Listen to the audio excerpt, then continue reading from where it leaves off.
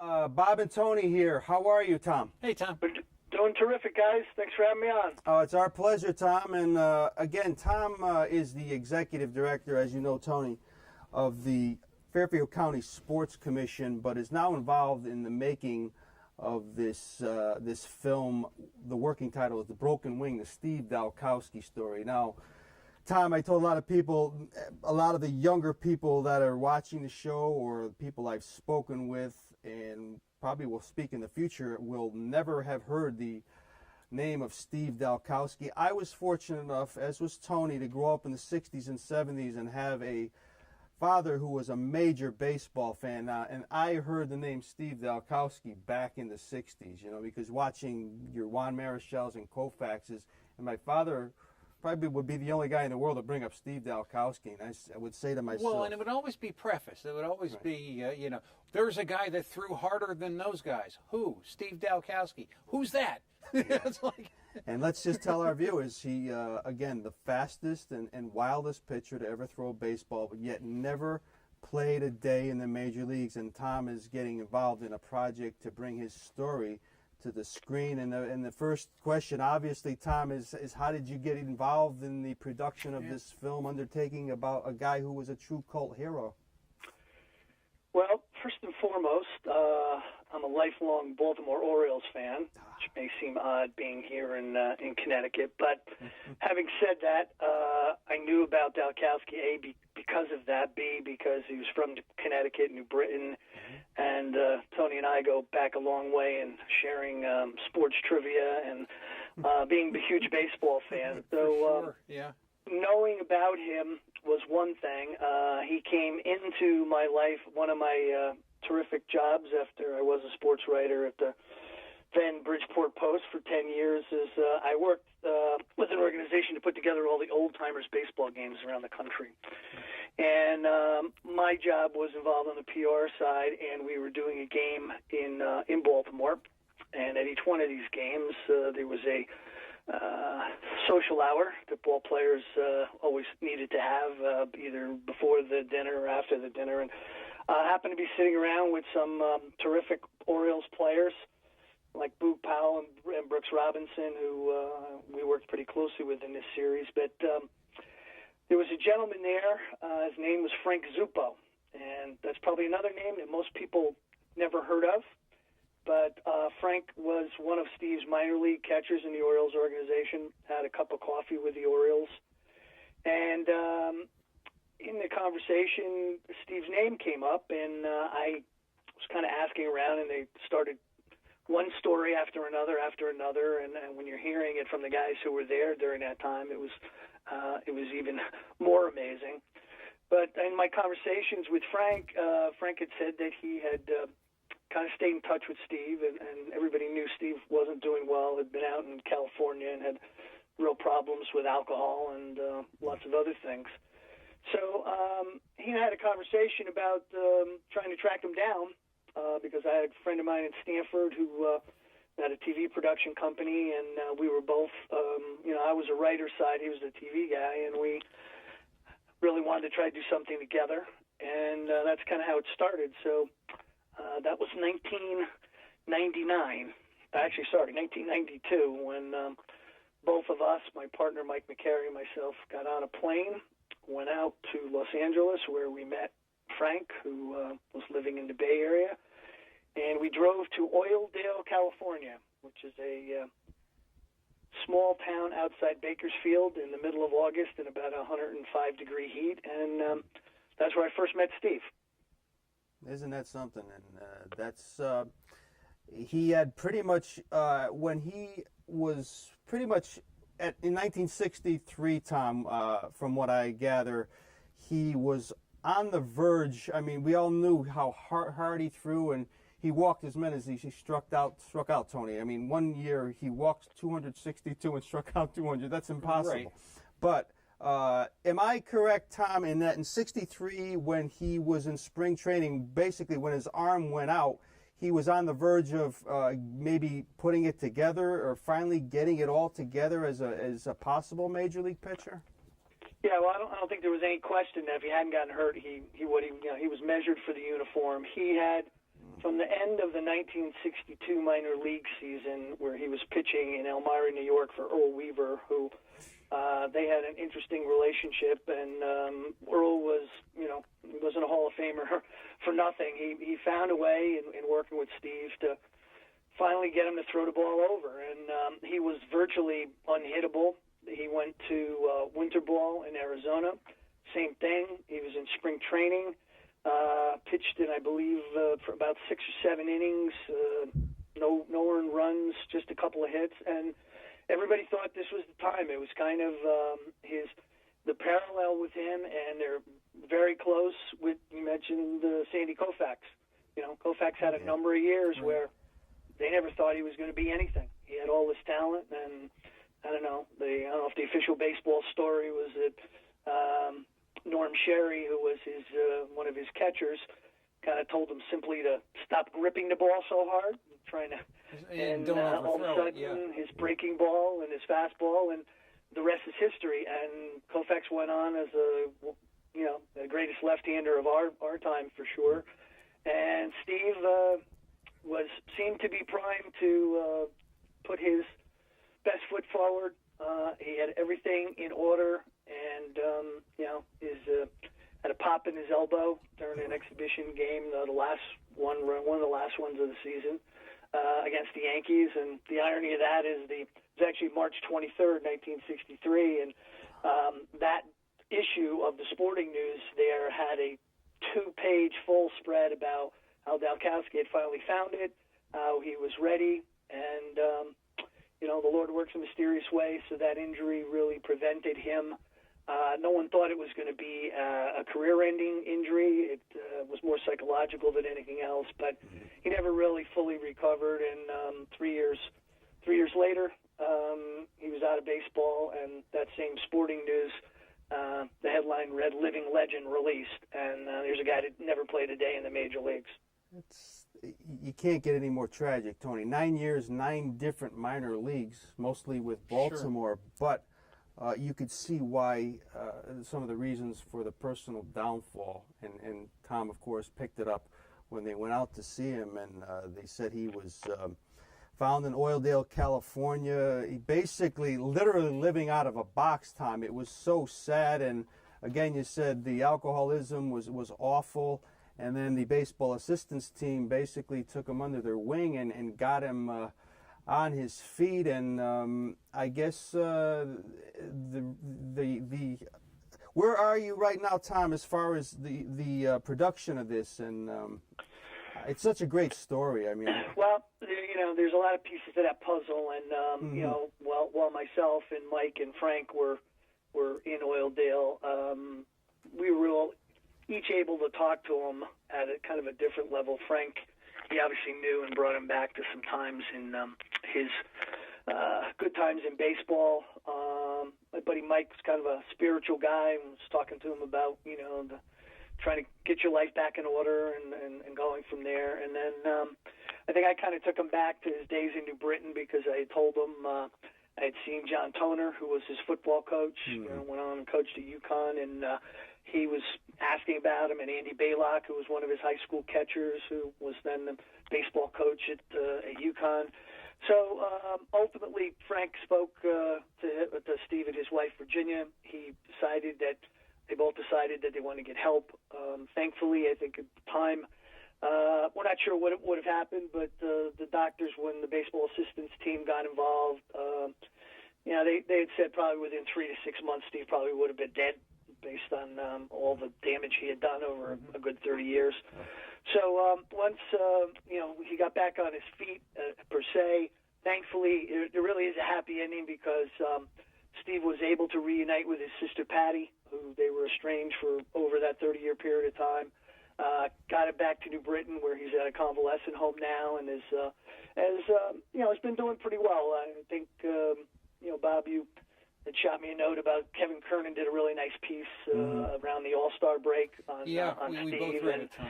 Yeah, and it's amazing that this is a guy, again, that never played a day in the major leagues. I was telling Kevin, I said, but since he was released in that, in the mid-'60s, every decade, 70s, '80s, '90s, 2000s, now 2010 plus up to 2013.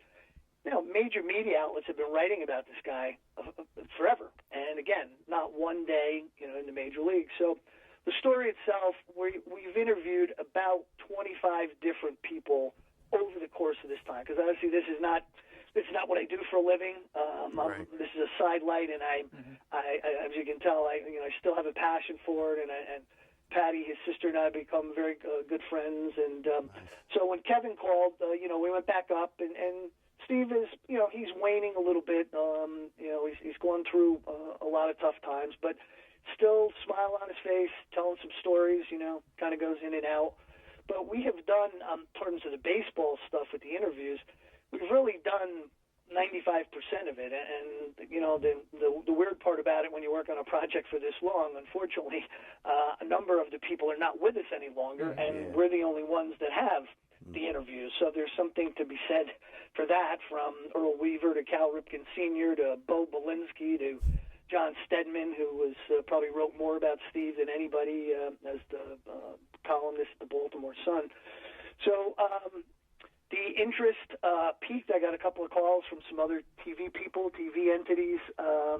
There's one big piece that everybody that we've gone to with this project to try to get it done that seems to be a big obstacle in their eyes.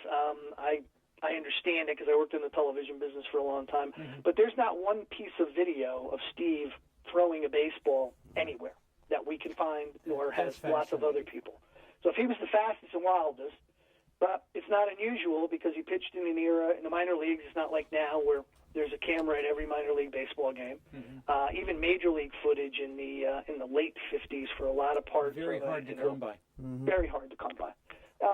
So to me, that makes it even more intriguing. Here's the guy that everybody says this is the guy, and I've got on tape, from Lou Brock to Brooks Robinson to Tom Seaver, Doug Harvey, an umpire, all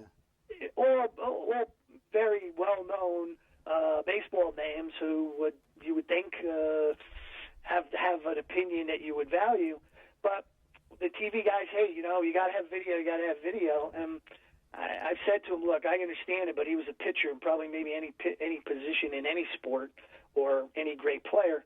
Other than his windup, can you really tell if you had footage? No, you really can't tell if he was throwing 80 miles an hour or 110. They claim it's not Jimmy Brown running over and around everybody, or Bobby Orr taking the puck behind the net and going through five guys and scoring a goal. That kind of visual. But it seems to be our biggest obstacle, and we're still on the hunt for it. I'm not optimistic, even high school home movies, but I have tons of pictures. We have tons of baseball cards. There's recreation that can be done. So that's kind of where we're at in terms of trying to piece this together. And one of the goals now these days, you can kind of like self-publish a book. There's internet movie networks. We're thinking about just getting it all done, what we have, tie it up with maybe a conversation with his sister Patty, and then try to get it out there and then see what happens from there. I'm sure it'll still be fascinating and intriguing, and people like myself would just enjoy this, devour it. Tony. Tom, I can't tell you how much fun this is.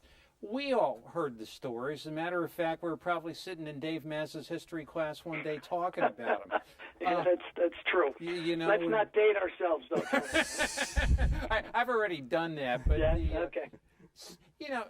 Capsule stories. Some of the stories you've heard, like from a batter facing Steve Dalkowski. What was like the thing that really gripped you the most, like with somebody either catching him or batting against him, or Well, a couple things come to mind, and in what Kevin had actually asked me to do in that piece was there.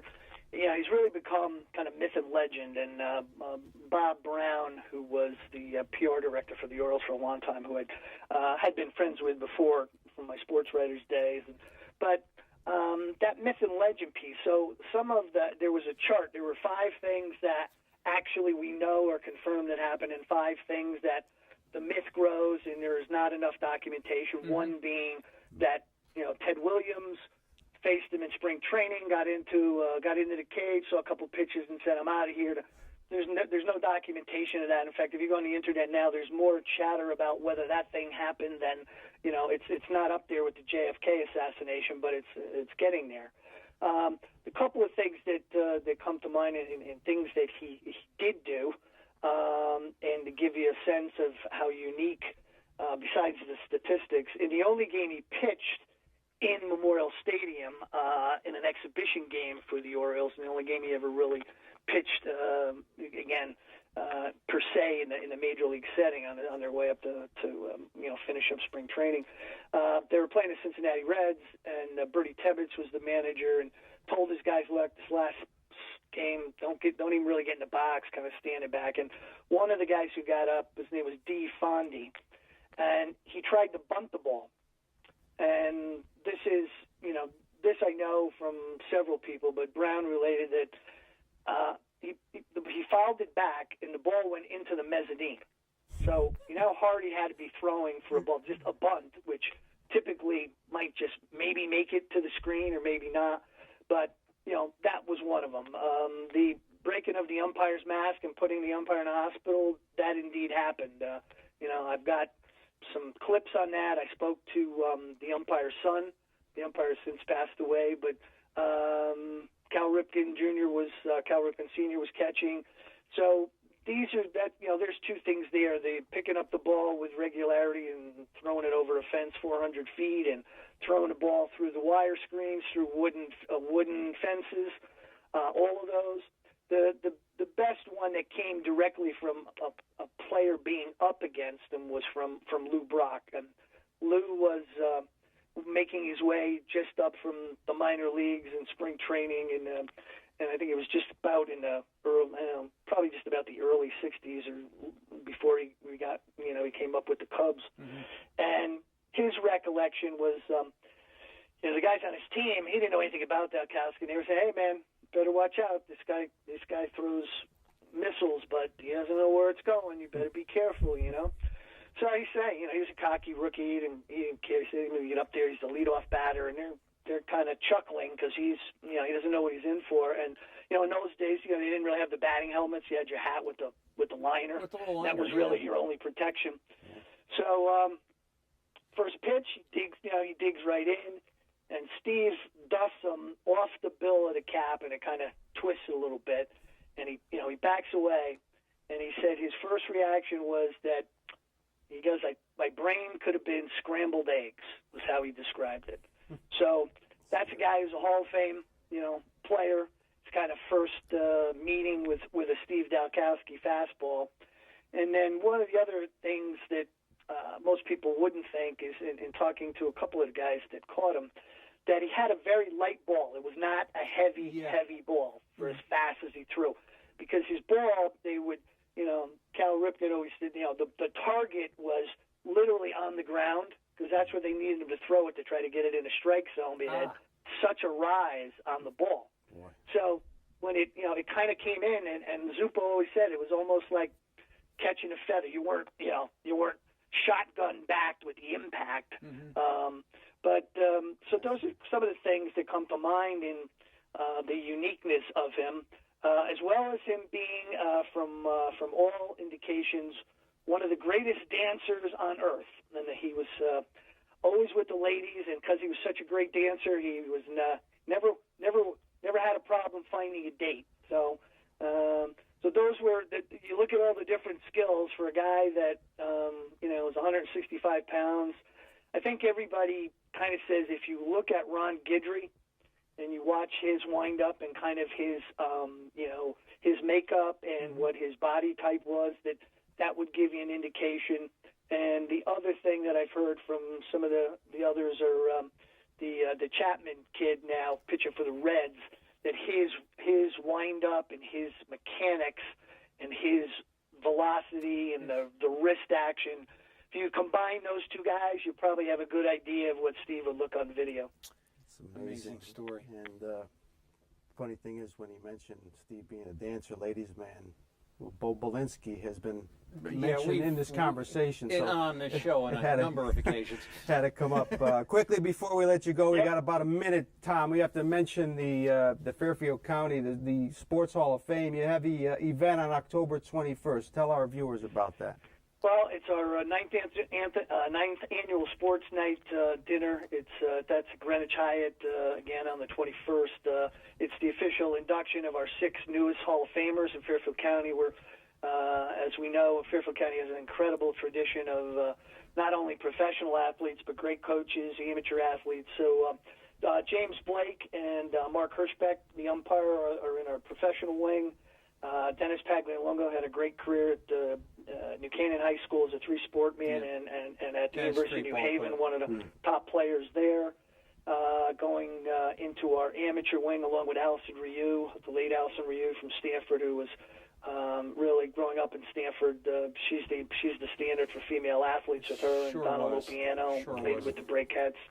And Don Cook is going into our community service, the coaching wing, just retired from Sacred Heart with Mr. Valentine taking over for him, and Earl Lavery, who was a legendary football coach at Fairfield Prep, who had the most wins in the state when he retired quite a while ago. So it's a great class. It's a fun night. If you're around, you can go to our website, which is fairfieldcountysports.com, all one word. And it's a night for celebrating sports, recognizing all of the great accomplishments, not only of our Hall of Famers. We recognize the Sports Person of the Year in 15 of our communities. So it's a great night, and again, appreciate you guys having me on.